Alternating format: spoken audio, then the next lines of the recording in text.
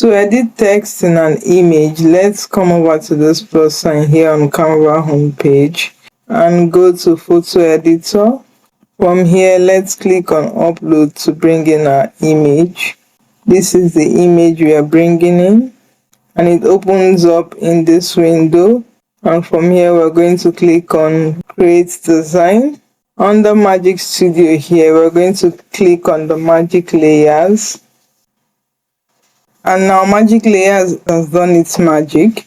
And now you can see that our text box is editable. You can now paste in the text you want to add into any of the text boxes. If I just pull in what I have on my keyboard and let me increase the size of my page, you see I added a new text. You can come in here. If I also paste the same thing, you can stretch out the text box.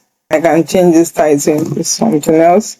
Everything is fully editable now.